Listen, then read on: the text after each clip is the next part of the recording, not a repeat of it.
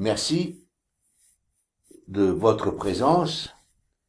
Cette vidéo est consacrée à la compréhension de l'énergie vitale ou force vitale selon une approche différente de celle que l'on connaît habituellement en Occident et dans le monde profane.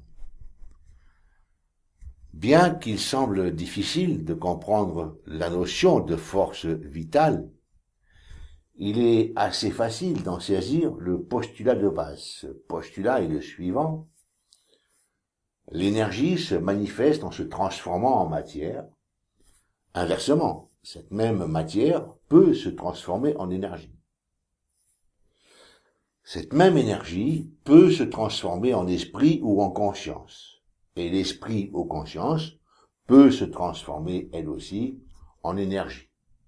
Mais aussi en matière, quand elle s'exprime dans le monde physique, par des comportements ou des états internes, par exemple. Rien ne se crée, rien ne se perd, tout se transforme, rien n'est stable, tout est vibration. Pour illustrer ce concept, voici une représentation graphique. L'ensemble des plans que vous voyez là proviennent de la même source symbolisée par le triangle ou du même plan unique. L'ensemble de ces plans manifeste la vitalité vibratoire de cette unicité. Autrement dit, l'énergie de cette source unique, symbolisée par le triangle, imbibe tous les sous-plans sans exception. Selon ce principe, la conscience ou connaissance de soi commence à se manifester dans le règne végétal, probablement sans avoir un esprit de discernement. Dans le monde animal, cette conscience prend plus d'ampleur, avec un esprit de discernement plus affiné. Le mouvement physique et mental est plus prononcé. Et le plan du monde humain est celui dans lequel l'intelligence se manifeste le plus visiblement. L'imagination est très prononcée. C'est le plan où la conscience et l'énergie se rapprochent le plus de la compréhension des plans supérieurs ou cosmiques, ou divins pour ceux qui croient en une divinité. Les lois universelles peuvent être appréhendées à partir du plan humain. L'imagination, à ce stade, permet de prendre conscience du plan cosmique ou divin et d'élever sa fréquence vibratoire pour se rapprocher du plan plus subtil, supérieur, tout en ayant une conscience plus perspicace des plans inférieurs.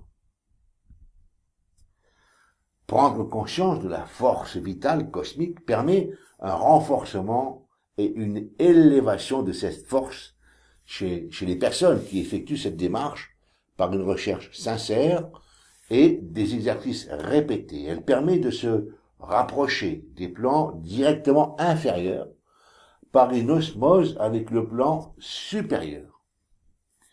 Il y a imbrication, interpénétration énergétique, donc connaissance par prise de conscience.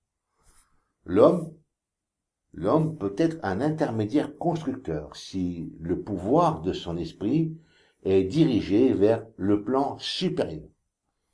Il devient à ce moment-là une aide précieuse pour l'univers et pour l'énergie cosmique. Cette énergie peut être abondante et constructive à qui sait s'ouvrir à elle. Bien entendu, les croyances superstitieuses qui appauvrissent l'esprit par des peurs, des doutes, des angoisses, de l'anxiété, sont autant de facteurs d'appauvrissement en énergie et en fréquence vibratoire. La peur fait chuter la fréquence vibratoire énergétique. Les personnes qui s'éloignent du plan supérieur par des pensées liées essentiellement aux peurs, peur de la maladie, peur de la mort, peur de ne pas réussir, peur de manquer de quelque chose, argent, nourriture, amour, etc., c'est ce qui engendre un manque de confiance et par-dessus tout, ces gens-là recherchent chez d'autres des solutions qu'ils possèdent déjà en eux et qui forcément ne trouveront pas à l'extérieur. À l'inverse, si l'homme use de son esprit pour s'adapter, pour se libérer des superstitions, de l'ignorance, Alors les portes d'un monde formidable s'ouvrent à lui. Il prend conscience de ses propres capacités.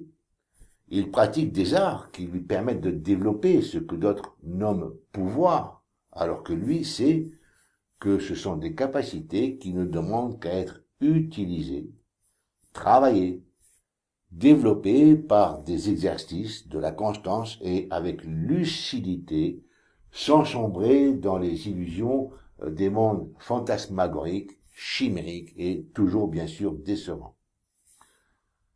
Méditation, souffle et respiration adaptés, exercices physiques et énergétiques au quotidien vont de pair avec développement, avec claire conscience, avec liberté mentale et psychologique et spirituelle.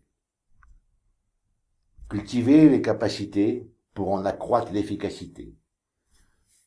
Pratiquer un art tel que le qigong, le tai chi ou un art martial, un judo ou autre, karaté, s'exercer à connaître l'énergie, la ressentir, la vivre et finalement l'utiliser en toute conscience. Tel est le cheminement qui vous emmène vers votre propre liberté et la connaissance de votre propre énergie. Merci de votre écoute. Je vous souhaite de trouver en vous la force, la joie, le bonheur d'une vie bien remplie. Je vous invite aussi à vous abonner à mes chaînes de manière à être mis au courant des vidéos que je mets en ligne et que je prends plaisir à réaliser.